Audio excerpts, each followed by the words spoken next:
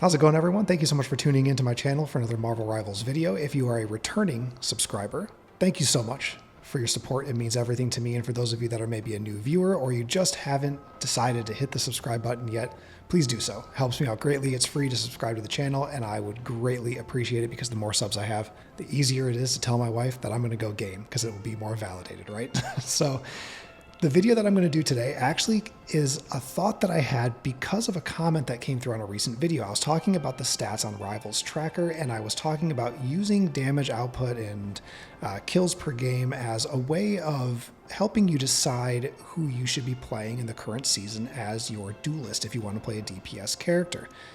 Now, the comment was saying that, I'm just going to read this here, comparing Moon Knight and Punisher's frontline damage to a flanker like Psylocke, whose damage is going to be mostly on the back line, to finish the sentence, isn't valid.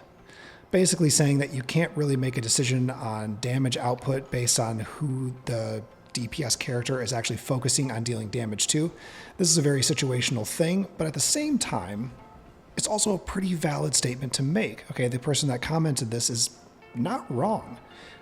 There's both a correctness to that statement and also it's kind of incorrect as well, because obviously if you want to talk about every single like situational aspect of this game, everything just becomes so diluted, right? You have to have some kind of like, I guess, I don't know, like border that you don't cross when you start thinking about things situationally. Like as an example, you can't say a character is not good or you shouldn't play as them because they're always banned. Like that means that they are good, right? If that makes sense.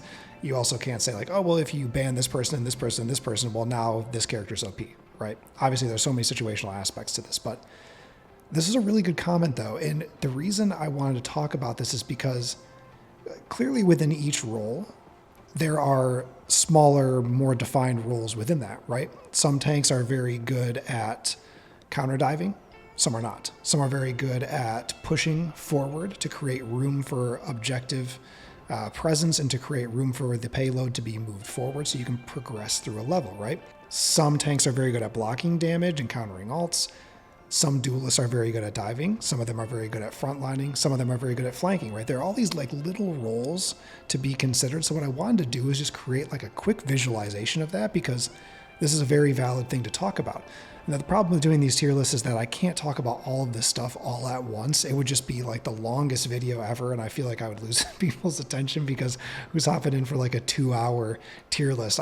But I do think that I should be considering these things and creating different versions of tier lists because I think that it is very helpful to see not only like how the meta is shaping up and who like what I would call priority choices for heroes would be, like if you want to play into the meta and you want to have heroes at your fingertips that are the most effective at the current moment. It's also valid to talk about how they all kind of fit into each role because each role, like I said, has little sub roles and that can change things, right? Because if you are looking at Rivals Tracker, and I'm happy to pull this up here, in combat, in damage, this is what I'm talking about here. So Moon Knight, Punisher, Squirrel Girl, yeah, they're more like frontline damaging. Yes, you can make that argument. However, there are different roles that they can play, right? Moon Knight can flank. Moon Knight can dive the back line. Punisher can flank. Punisher can also dive. I have seen it happen.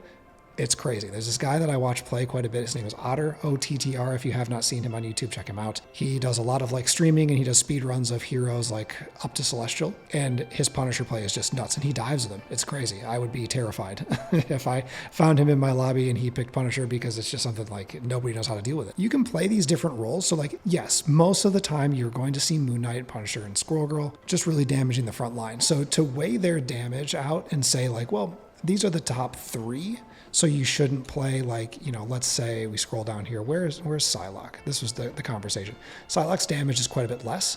So it's not to say that you shouldn't, like you should only play these 3 because they're the top damage output. Because no, these heroes do different things. So damage might look a little bit different than their actual like eliminations, right? Dealing damage to the front line, like crazy damage like that, and having that high of an output, even though you might not be getting elims, it's still very valuable. It's still causing pressure. It's still making them have to react to what's happening to them. They can't just like stand there not getting healed and just withstand everything from Moon Knight.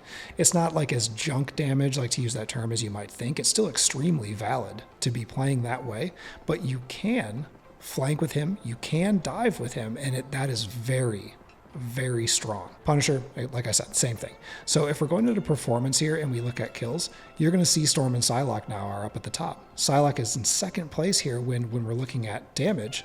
Psylocke was way down here, right, somewhere right there, but she's getting more kills. The reason for that is because of the play styles, because of the niche that she fits within the duelist role. It's a sub role of flanking, focusing the backline, trying to catch the DPS characters off guard. Psylocke is getting very fast eliminations and very focused eliminations, whereas Moon Knight is just creating area of effect damage and just spamming targets. It's a different play style, right? So I agree. You can't just necessarily look at stats like this and say, okay, Moon Knight's the best pick, I gotta learn Moon Knight.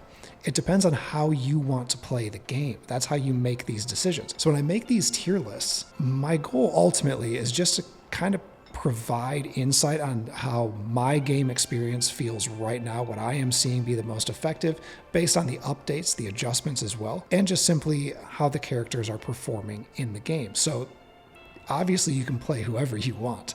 And I say this all the time, any hero in the right hands is OP. Any hero with the right bans happening is also OP. You can do amazing things with each hero. And you can totally swing a game and win a game with any hero. We've seen it happen. We've seen the strategist push to Celestial. We've seen all of it, right? Every hero is good if you're good with that hero, right? You can make a huge difference. So yes, you got to be kind of careful with, I guess, how you explain things based on stats and how you look at them here, because there are sub roles. But I think maybe I should have expressed that before, because I have had some pushback in talking on this specific stats website and how that can affect, like, you know, your decisions on priority. But I still stand behind my lists and how I put things together, because it is my experience, it is how I feel. And I love to hear what you guys think too. So when you do disagree with what I say, please tell me.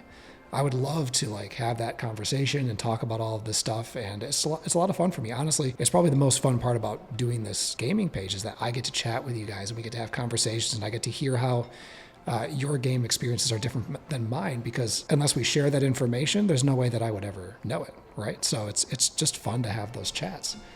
I created this visualization. It's already put together. It's very simplistic here. I just tried to create, and without going like crazy in detail on this, I just tried to create some little sub roles here and kind of order them in the way that I think that they would be as far as like most effective goes. Because like I said, there are these sub roles, and I do think it is a topic that has to be talked about. So when we're looking at vanguards, I separated them into pressure and push, and then presence. Pressure and push, meaning like these are the tanks that I think would be the best at. It's more so for like the payload style, right? Because when you're just playing domination, the objective isn't moving. But when you need to be creating space and moving forward and protecting the payload, or you need to be pushing the enemy back off of it, that's when you're going to see these heroes kind of shine a little bit more. Now, some of them can fit into both categories, right? Hulk can certainly go into presence, right? His shielding, his ability to, like his ult and everything, he's great to just hold an objective. He certainly is. But just in general, the way that I see things being played on my end, I would say that these 5 fit more into the pressure and push, and then these would fit more into presence, and presence being like basically you're just keeping people off the objective. Whether it's domination or it's the payload, you are protecting that area because you have the ability to create the presence to do so. Now, obviously you got the shields here, you've got the nest, you've got the walls. That's incredible presence. That's hindering people from moving forward. You can't damage through the shields. You got to deal with the nest if you're going to try and progress. You got to deal with the walls if you're going to try and progress. I put Emma here because of the shield, but she can be both roles, truthfully. She can be pressure and push because you can push through the line with her and just nuke a strategist. But I do see her being someone that people are afraid to approach, so that also does make her a strong presence as a vanguard. For the duelists here, I separated them into frontline duelists, poke duelists, flank and off angle, and then just like true divers, right? And again, some of them can fit into multiple categories. Frontline duelists, I put these 3. The reason I have Bucky and Star-Lord here is because even though they're not like the front of the fight, right? They're pretty much around that area. Bucky has great survivability. Star-Lord's just kind of flying around. He's all over the place. Normally you're just flying around the front line, just, you know, building up your energy and stuff, right? And then you're trying to like kind of sneak over the front line into the back line to deal damage to the strategist and use the like the spinning shooting move.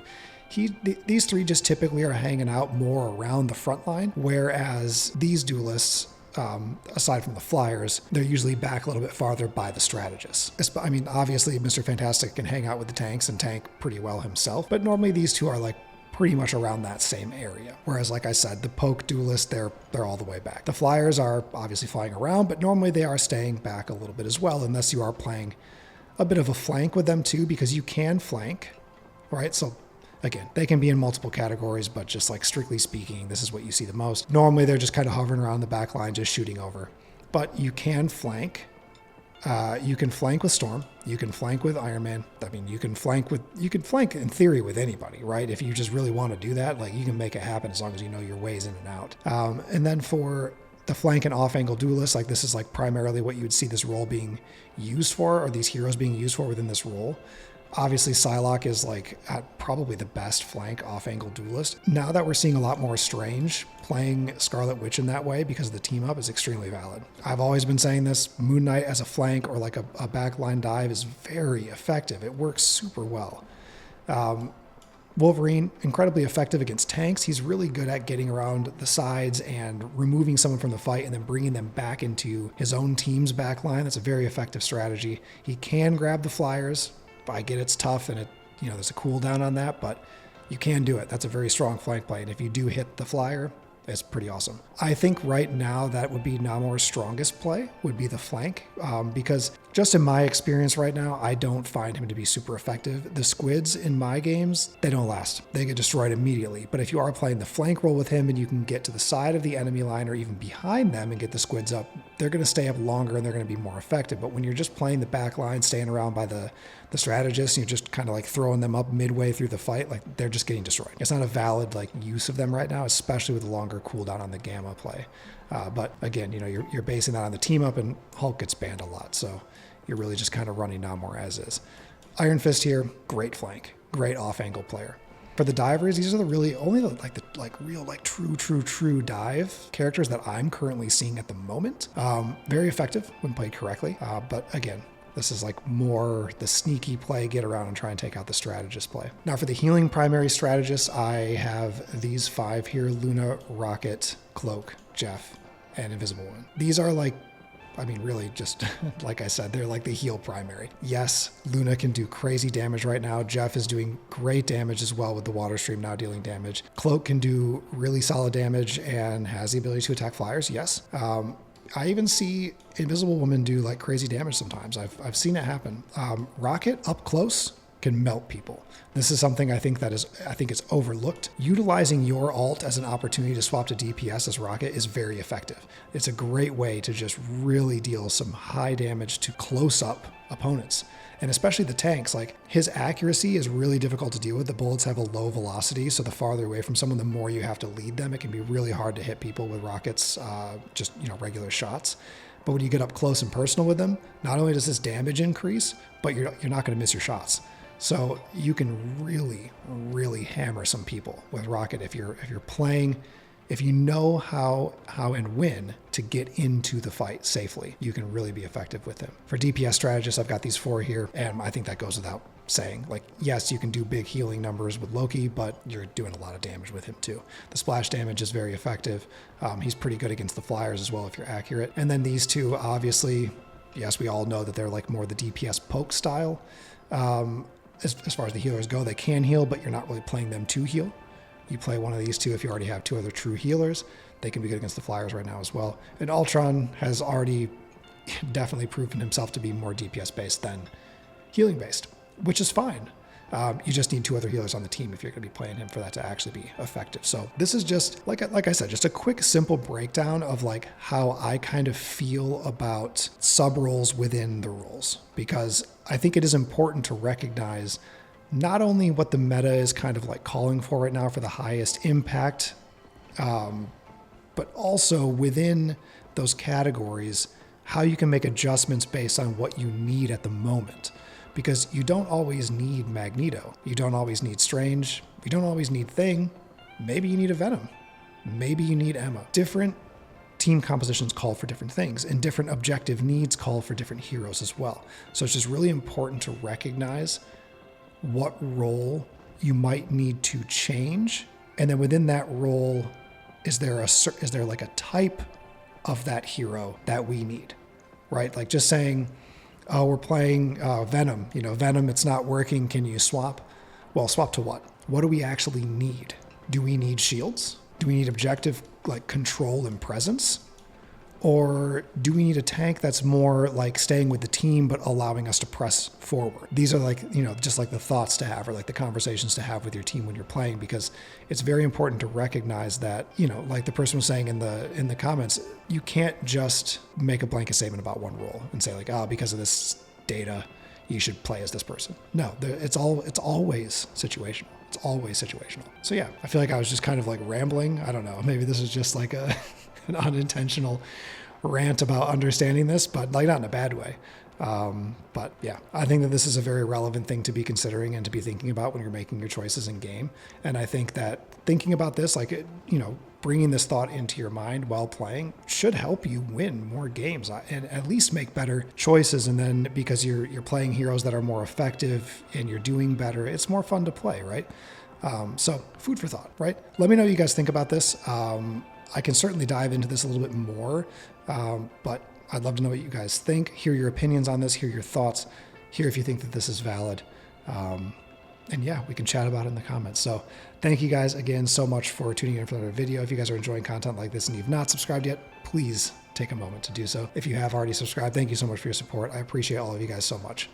Cheers.